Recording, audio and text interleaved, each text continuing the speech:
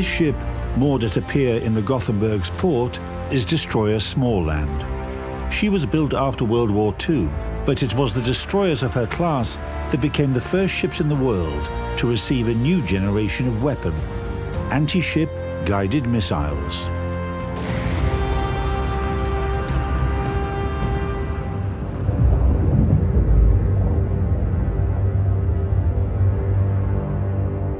In order to preserve neutrality, a country needs a strong army and navy. This was one of the core principles of Swedish politics throughout the entire 20th century. The naval shipbuilding program that had been adopted in 1938 progressed unaffected, even as World War II raged across the rest of the world. Once the war was over, it turned out that the Swedish Navy in the Baltic Sea was on par with the might of the Soviet Navy. By the mid-20th century, the naval doctrine of this Scandinavian kingdom basically remained the same. From the 1960s until the very end of the Cold War, Sweden had an outstanding defense system, a combination of warships, submarines, and aviation. Its purpose was to discover enemies in the Baltic Sea as early as possible, far away from the Swedish border. Of course, today you can say it openly. Back then you couldn't. The Soviet Union and possible troop landings were considered to be the main threat.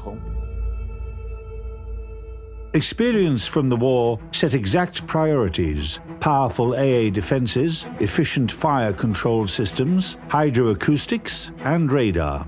The new generation of destroyers was required to oppose aerial, surface, and underwater threats with equal efficiency. At the same time, their traditional role, delivering torpedo strikes in battles, basically faded away. Ships like these were designed in Europe at the end of the 1940s and beginning of the 1950s. The Daring-class destroyers in Great Britain, the Surcouf class in France, which were direct successors of the pre-war destroyer leaders, the anti-submarine Friesland-class destroyers in the Netherlands, and Project 41 in the USSR. Swedish destroyer Småland was part of that generation.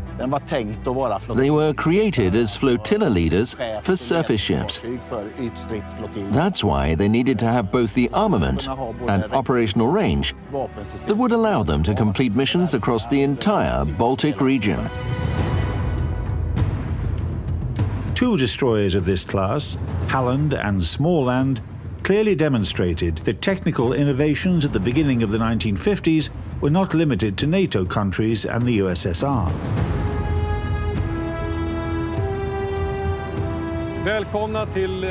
Welcome aboard destroyer Småland.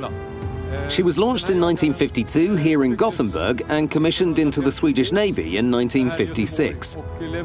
This ship was built with the experience gained in World War II taken into consideration, both in terms of AA defences and protection against nuclear weapons. Specifications of destroyer Småland. Length around 121 meters, beam over 12 meters, draft 5.5 meters, total displacement 3,740 tons. We are on the forecastle of destroyer Småland, and from here you can see all the artillery armament that we have on board. Artillery armament: 2 twin-mount Bofors M50, caliber 120 mm, 1 twin-mount Bofors M40, caliber 57 mm, 6 automatic cannons Bofors M48, caliber 40 mm. They are all produced by Bofors and are completely automatic. Even the 120mm guns are loaded directly from the hold, then fired in the traditional way. Missile armament: anti-ship missiles RB-315, later RB-08. Robot 08. Their range is 75 kilometers, and they're equipped with a target-seeking head, i.e. they are able to home in on their target. Anti-submarine armament: 2 quadruple 375mm anti-submarine rockets, M50. They're controlled from the anti-submarine post, which also has hydrophone sensors, sometimes also called sonar. When a submarine is discovered, these 8 missiles are launched. 4 like this and 4 like this. After they dive underwater, the first 4 missiles position themselves below the target and the remaining ones above the target. If everything goes smoothly, they create what's known as the sandwich effect. Torpedo armament, 1 triple tube and 1 quintuple tube torpedo launcher with a caliber of 533 millimeters. It could fire either standard torpedoes or special anti-submarine torpedoes. In total, we have 8 torpedo tubes capable of firing from both sides. The torpedoes are long, 7.5 meters, and each weighs over 1 ton. Their caliber is 533 millimeters. The Swedish Royal Navy uses their own model of torpedoes, unlike the navies of many other countries that have to import their torpedoes from abroad. Power plant, 2 de Laval turbines and 2 Pennaway water tube boilers. Power, 58,000 horsepower. Maximum speed, 35 knots. We are now in the second boiler room, one of 2 on this ship. This room is special because it has automatic electric burners installed. It means that the boilers don't need to be lit and operated manually. So all these burners are completely automatic and can easily be tuned to produce the necessary volume of steam. Range, 3,000 miles at a speed of 20 knots.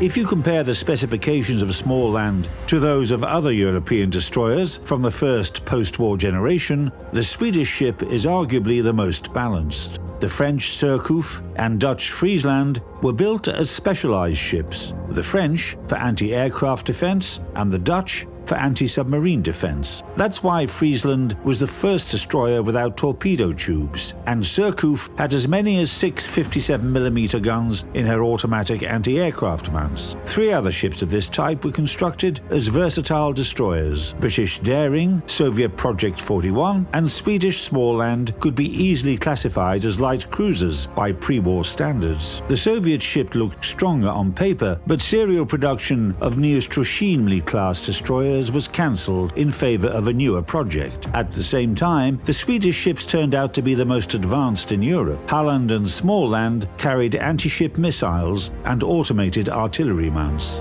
Halland-class destroyers were so balanced and sophisticated that the Colombian government ordered 2 similar ships for their navy from Sweden, although a simpler variant.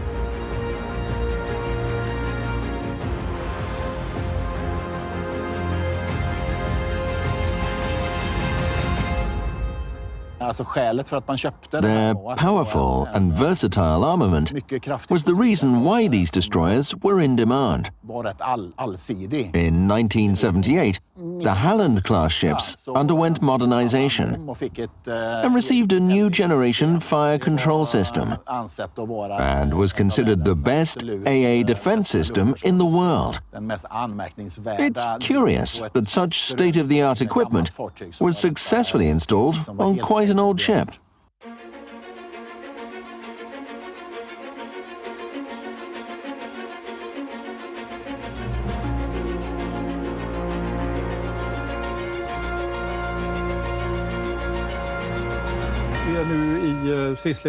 We are in the Combat Information Center of Destroyer Småland. This was my workplace. We sat at this table, the artillery officer, me, the flotilla adjutant, the AA defense officer, and an operator. All the ship's artillery was controlled from here, as well as the AA guns, and sometimes even the entire AA defense system of a flotilla. The radar operator sat behind me. He was responsible for surveying the surface situation, while the second radar operator tracked air targets. The position finder is located over there.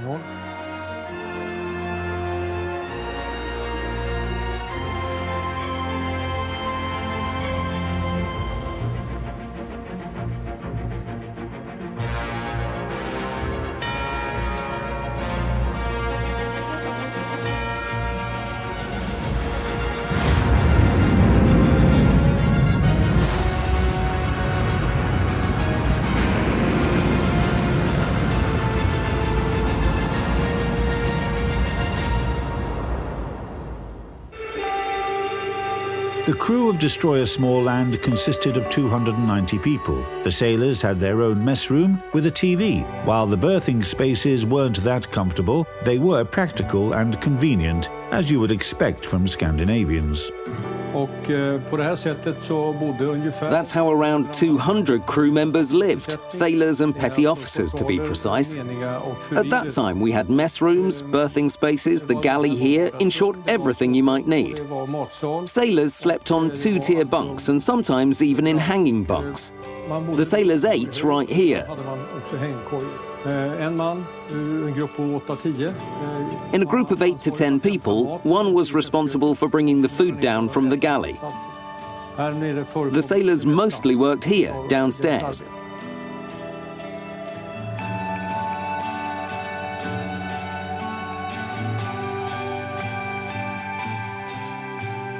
Vi befinner oss alltså i någonting som kallas för flottiljchefens hytt. We are in the cabin intended for a task force's commander. As the destroyer sometimes had the flotilla commander aboard in addition to her usual crew. Den sängen som han sov i, It's noteworthy that his cabin was used when the king and queen would embark on state visits on board the ship. Den här sängen som då är en normal säng för en person. An interesting fact, in such cases, this single bed was replaced with another one. It was delivered by a well-known Swedish furniture company and used when the king and queen would sail on state visits to Finland.